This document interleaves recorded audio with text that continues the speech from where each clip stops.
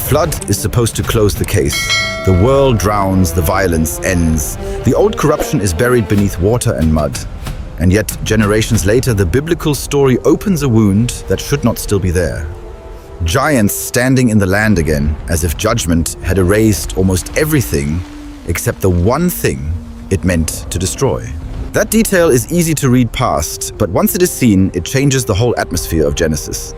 The flood no longer looks like a simple story of punishment and rescue. It begins to feel like an emergency measure taken against something far darker than ordinary human wickedness. Genesis 6 introduces that darkness with unsettling brevity. The sons of God take human women, and from that union come the Nephilim. Figures remembered not merely for size, but for power, violence, and a presence so abnormal that the text presents them almost like a tear in the created order. The passage is short, but its implications are enormous. The ancient world imagined here is not peaceful farmland waiting for rain. It is a world of growing fear, where households labor under the shadow of predatory strength, where power has become monstrous, and where corruption is spreading through more than law or custom. Something has entered human history that does not belong there. Then the judgment comes. Noah is singled out in a generation described as ruined, and the ark is built plank by plank in a landscape that must have looked increasingly absurd to everyone watching. Timber rises under a dry sky while the rest of the world continues eating, marrying, building, boasting, and refusing to imagine that its foundations are already collapsing. When the waters finally break loose, the language of Genesis is absolute. High ground disappears, breath disappears, the noise of human civilization disappears. Whatever filled the earth with violence is swallowed under the same rising flood that takes kings' laborers, animals, houses, tools, altars, and memory itself. If the story ended there, the meaning would be grim but clear. The corrupted world is gone. Noah's family survives, and humanity begins again in a cleansed creation. That is the reading most people carry with them, and for a moment it seems stable. But centuries later, the stability breaks. When Israel's spies enter Canaan, they do not return speaking only of fortified cities or trained armies. They come back shaken, describing men so large and so terrifying that the spies feel reduced beside them. And then they say the most disturbing part is that they connect those giants to the Nephilim. That one statement creates a problem the flood should have made impossible. If the Nephilim perished with the rest of the pre-flood world, why does their shadow fall across the biblical story again in the land of Canaan? Either the spies are exaggerating in fear, or Scripture is preserving a memory of something that did not end when the waters receded. From that point on, the question is no longer whether Genesis contains mystery, but where the mystery begins. Did the same rebellion that corrupted the world before the flood happen again afterward? Or did some trace of that older corruption pass through the ark itself and survive into the new world? The answer may explain not only the giants of Canaan, but the true reason the flood had to come at all. One explanation reaches back to the same moment Genesis leaves unexplained. If the sons of God once crossed a boundary between the divine and the human, nothing in the text explicitly says that boundary could never be crossed again. The silence is unsettling because it leaves open the possibility that the corruption did not end. Later traditions, especially those preserved outside the canonical text, describe a group of watchers descending again, gathering on a mountain and repeating what had already brought judgment once before. These accounts are not scripture, but they echo a fear that something deliberate, organized, and defiant continued to move behind human history. In those traditions, corruption is not only physical but intellectual. Forbidden knowledge spreads methods of war, manipulation of metals, strange arts tied to the heavens. Civilization advances, but in a way that feels accelerated and unstable, as if growth is no longer anchored to wisdom. That detail matters more than it first appears. Because if the problem before the flood was not only violence, but the fusion of power without restraint, then the return of giants would not just mean large bodies, it would mean the return of a pattern. Strength detached from order, knowledge detached from meaning. Yet this theory raises a difficult question. If divine judgment had already chained some of these rebellious beings, As later texts suggest, why would another group attempt the same transgression again? Either rebellion was deeper and more divided than we imagine, or the first judgment did not close every door. There is, however, another possibility, one that shifts the focus away from the heavens and places it uncomfortably close to the ark itself. Genesis describes Noah as perfect in his generations, a phrase that may carry more weight than moral character alone. It hints at lineage, at something preserved, uncorrupted, intact. But the text never extends that description to everyone aboard the ark. Noah's sons are named, their wives are present, but nothing is said about their genealogical condition. The silence is small, but it opens a space large enough for a troubling idea to enter. What if the flood did not eliminate the corruption completely, but carried a fragment of it forward? Not through Noah, but through someone connected to him. A trace hidden within ordinary humanity, unnoticed at first, waiting generations before it revealed itself again. This possibility gives a different weight to the story of Ham and his son Canaan. After the flood, when Noah pronounces a curse, it falls not directly on Ham, but on Canaan. The moment is brief and often misunderstood, but it has been read by some ancient interpreters as more than a moral failure. It hints at something already present in that line. If that interpretation holds even partially true, then the giants of Canaan are not an isolated reappearance.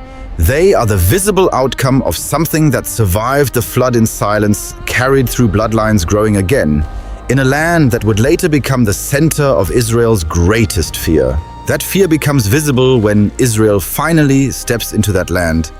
The reports are not casual observations, but reactions shaped by shock-fortified cities. Yes, but more than that, bodies that seem built for domination, not survival. The memory of the Nephilim is not abstract to them, it feels present. The text begins to name these peoples with unusual consistency: the Anakim, the Rephaim, the Emim. Each name carries the same underlying suggestion, height, strength, and a reputation that lingers long after individual lives have ended. These are not single anomalies, but communities. One figure stands out among them, preserved in detail, almost as if to anchor the story in something tangible.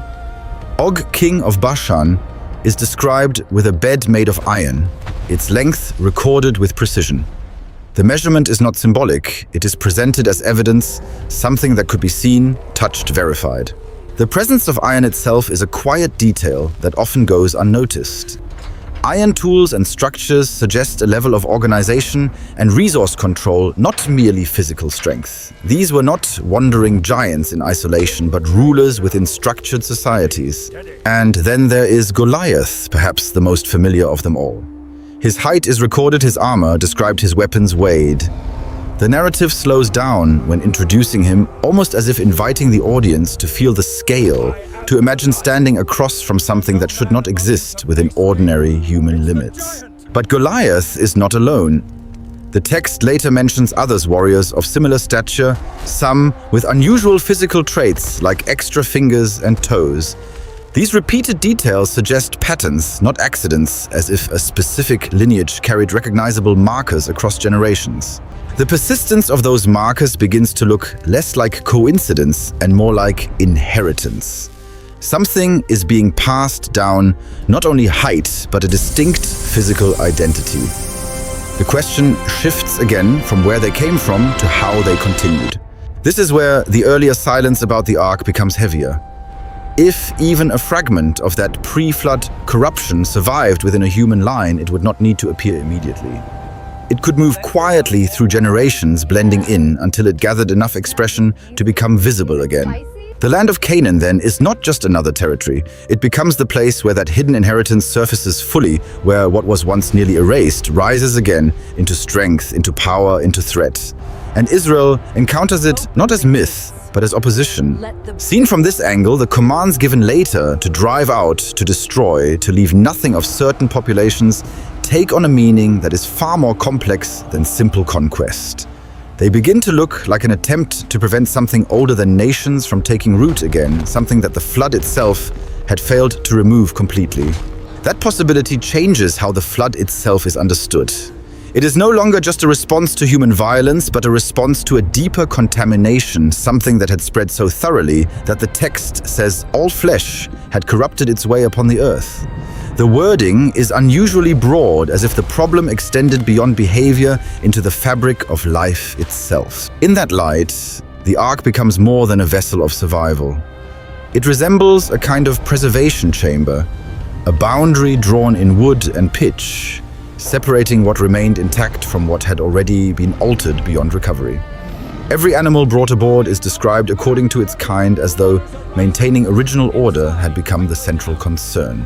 That phrase, according to its kind, echoes the structure of creation itself. Genesis begins with clear separations, light from darkness, land from sea, species from species. The corruption before the flood appears to blur those boundaries, and the Ark preserves them again, almost as a reset of creation's original design. If that is true, then the forbidden union in Genesis 6 is not a minor anomaly. It is a direct violation of the structure that holds the world together, not just a moral failure, but a breaking of categories that were never meant to overlap. And that explains why the judgment is so absolute. It is not targeted at a single city or empire, but at the entire system that had become unstable. The flood does not negotiate, does not reform. It removes everything and begins again from a single preserved line. Yet even after that reset, the reappearance of giants suggests that the problem was not fully resolved. Whether through a second incursion or a surviving trace, the same pattern emerges again with unusual strength, dominance, and a presence that distorts the balance between human beings. This pattern appears not only in physical encounters, but in the spiritual language of the Old Testament.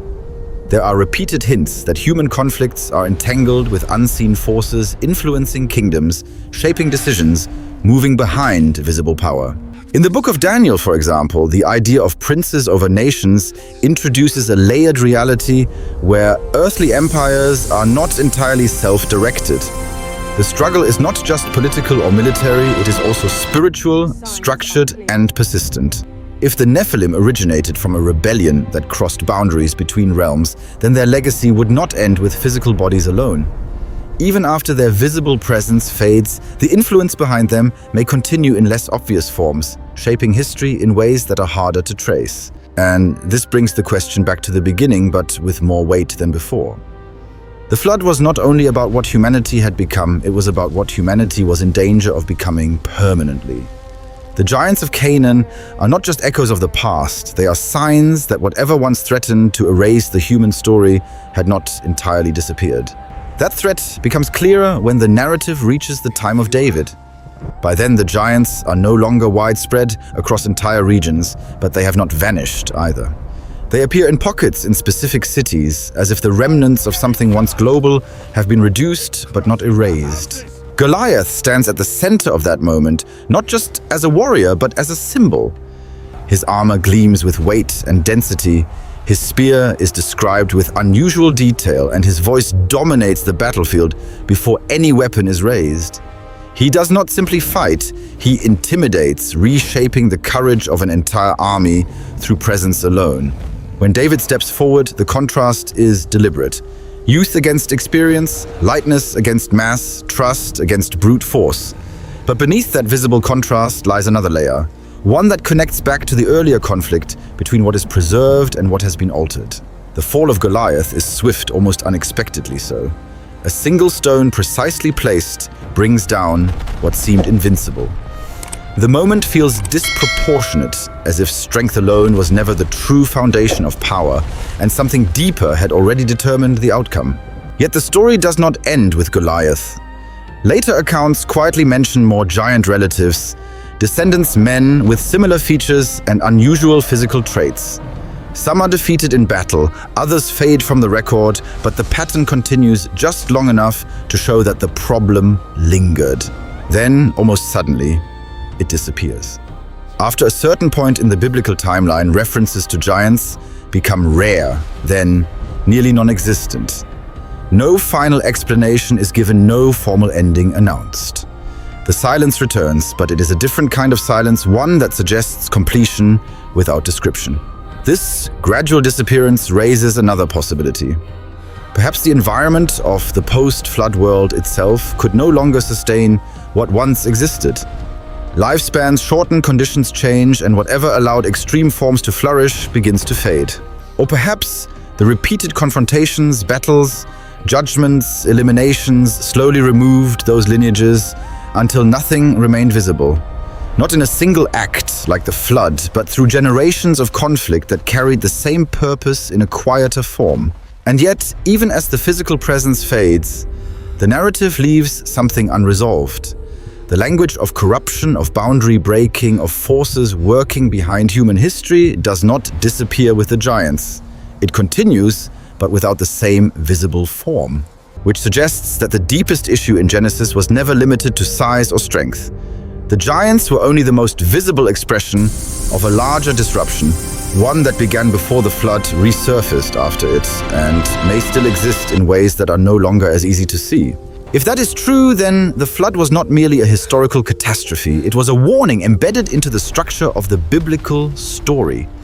A moment where the world crossed a threshold it was never meant to cross, and the consequences became irreversible.